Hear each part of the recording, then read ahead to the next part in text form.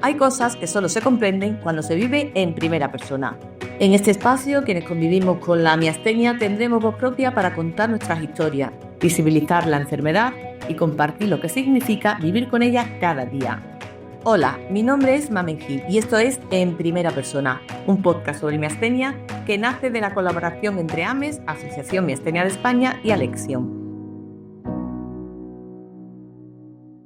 En el episodio de hoy hablaremos de algo esencial, cómo se gestiona la enfermedad una vez que forma parte de tu vida. Hablaremos de seguimiento médico, coordinación sanitaria, equipo multidisciplinar y el papel esencial de la enfermería. Y para abordar todo ello contamos con Teresa Valdés, enfermera gestora de casos, que nos explicará cómo un acompañamiento profesional bien estructurado puede marcar una gran diferencia en nuestro día a día. Teresa, bienvenida. Hola, buenas tardes, ¿qué tal? Gracias por invitarme a esto y a visibilizar.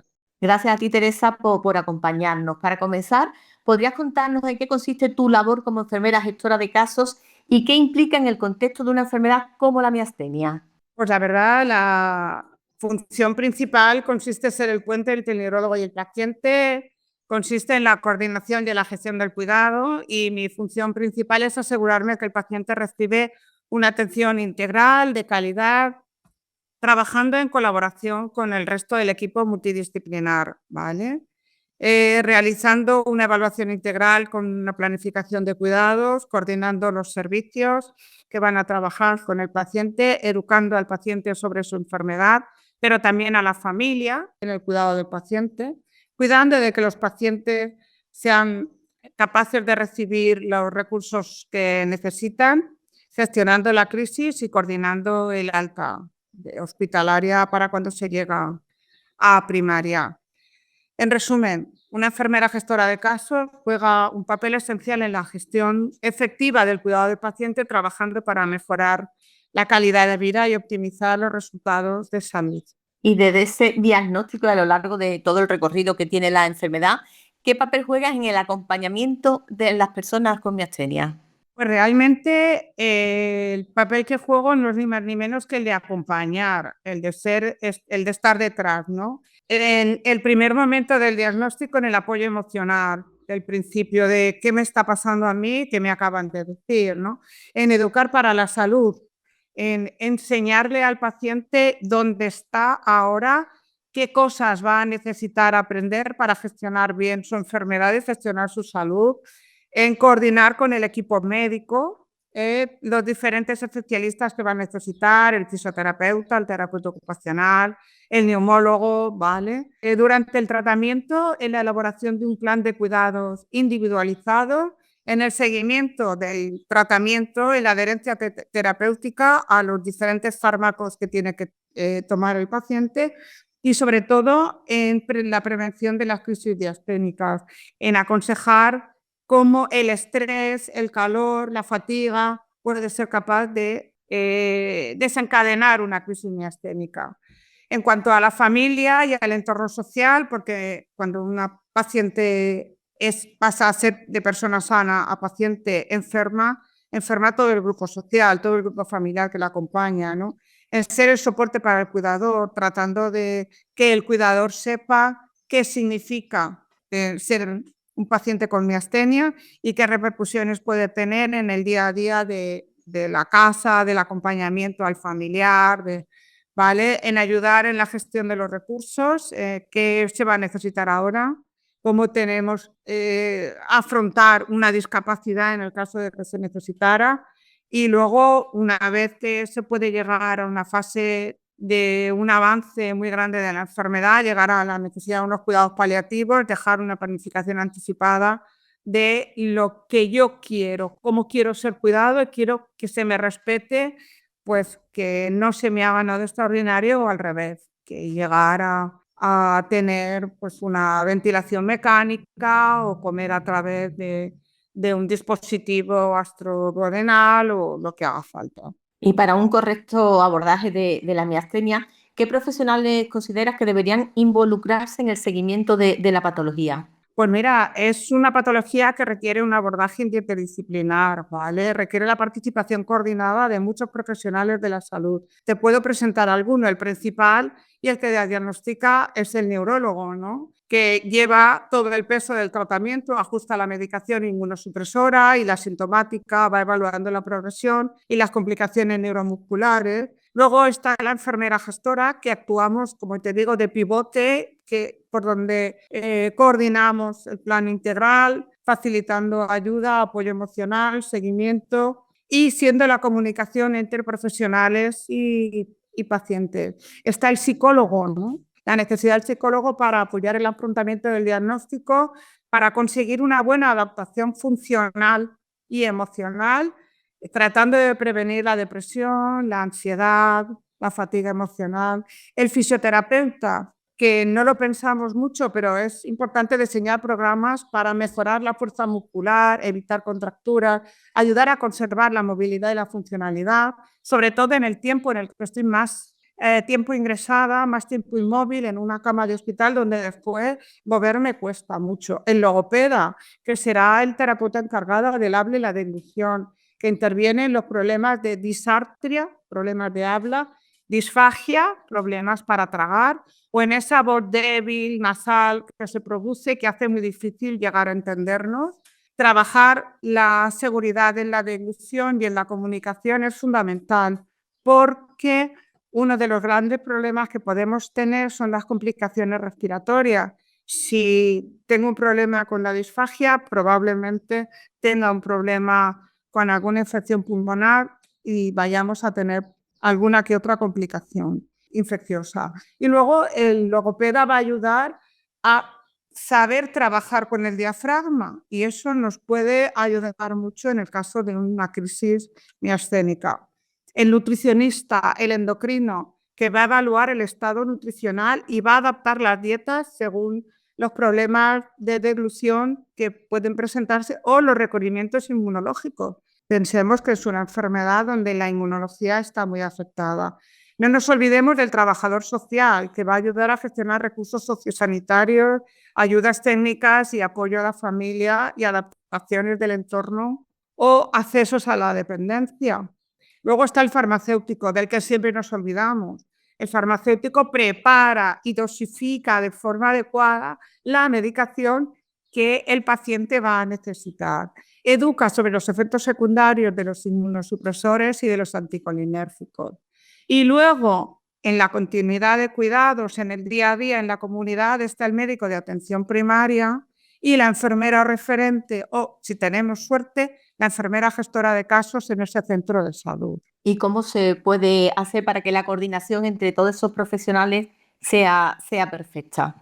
Que no haya ningún cabo suelto. Pues para eso se necesita crear redes de trabajo, ¿vale? Hablamos mucho de las redes sociales, no en cuanto a redes artificiales como las que nos están sirviendo para hacer esto, sino a las redes sociales, redes de familias, ¿no? O redes de cuidado. Pero tenemos que ser capaces de conseguir en el sistema sanitario la misma red de cuidado. Y la misma red de cuidado se hace a través de crear un continuo contacto con una historia clínica común, con un correo electrónico, con un teléfono accesible para todos los profesionales de la salud que tratamos de cuidar al paciente con miastenia. En tu experiencia, ¿cuáles son las principales dudas o inquietudes que suelen surgir en los primeros momentos tras recibir el diagnóstico y cuál es el impacto emocional de sentirse bien acompañado por profesionales en todo este proceso? Pues mira, de entrada es, eso que me estás diciendo no me pasa a mí, porque eso no lo he oído en mi vida. ¿Miastenia qué? Y una vez que has oído miastenia grave, se empieza a pensar, ¿es una enfermedad grave? ¿Pero esto es contagioso? ¿Es congénito? ¿Se lo habré pasado a mis hijos? Y la fase de negociación. Porque me ha pasado a mí, ¿qué pasaría si hiciera esto o si yo hiciera lo otro? Luego, ¿esto tiene cura o va a ser así para siempre? ¿Voy a depender toda mi vida de medicamentos? ¿Voy a poder tener una vida normal? A ver, que la ciencia ha avanzado mucho, pero hay muchos tratamientos nuevos. ¿Voy a tener acceso a esos tratamientos? ¿Cuáles son los efectos secundarios que voy a poder tener? Una vez que dices, sí, vas a tener tratamiento, a ver, pero ¿son tratamientos seguros? ¿Qué pasa si no respondo bien? ¿Qué es una crisis miasténica? Y mis hijos, a mis hijos no, esto me pasa a mí, pero a mis hijos no les va a pasar, ¿verdad? Y una vez que ya tengo asimilado toda esta primera parte de lo que es la enfermedad, viene la vida familiar, la vida social. Ojo, voy a poder seguir trabajando, pero mi familia va a notar que esto me pasa a mí. Es que va a afectar a mi vida íntima, que es que voy a poder viajar. Es que mi hijo no vive aquí, mi hijo vive en Barcelona, voy a poder ir a verlo. ¿Qué cosas tengo que evitar? Si yo dejo de tomar algunos alimentos, ¿esto mejora? Si tengo que tomar alguna cosa especial, ¿me lo vas a contar? ¿Y esto que dice que siempre voy a vivir cansada? ¿Eso qué es?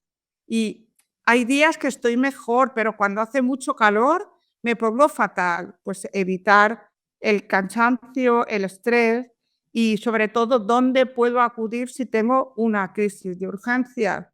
¿Pero qué es una crisis miasténica? ¿Cómo puedo reconocerla? Y luego ya viene lo último, es que yo no conozco a nadie que tenga esto. Nadie en mi vida me ha dicho que tenía esto.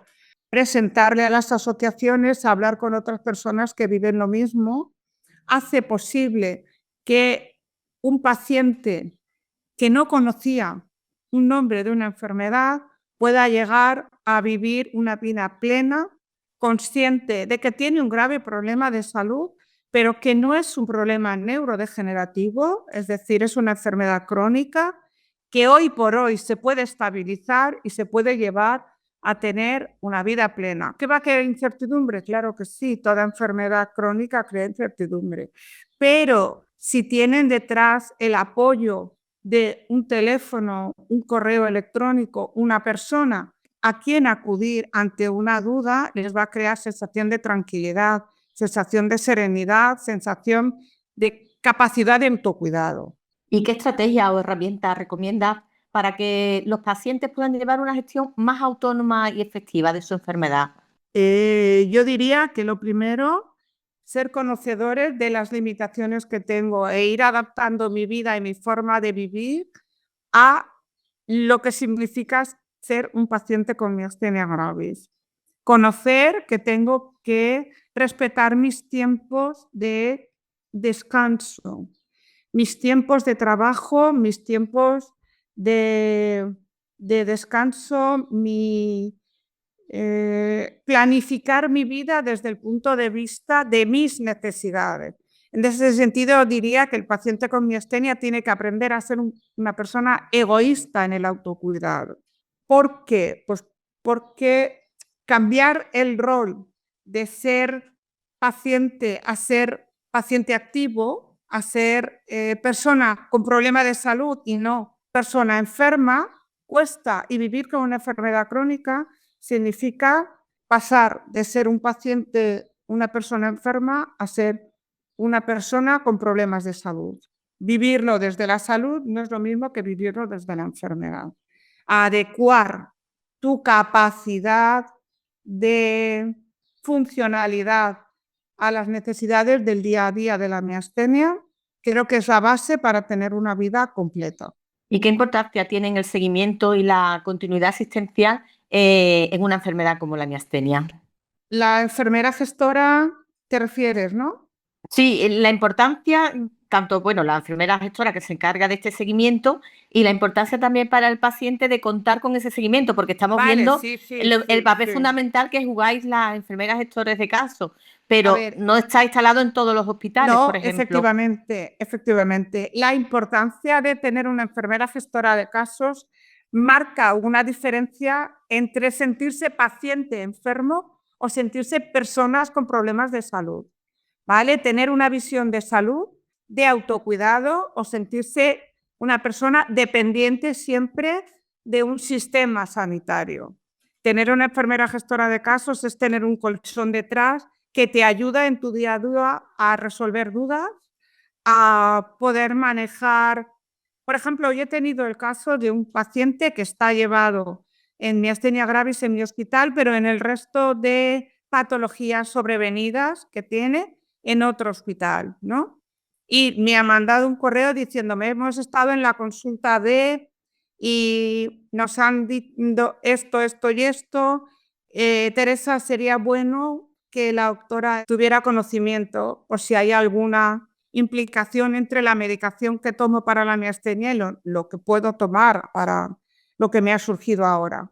Esa tranquilidad de no tener que pedir una cita, de no saber cuándo me la van a dar, eso es el respaldo para un paciente con miastenia que tiene el acceso a una enfermera gestora de caso.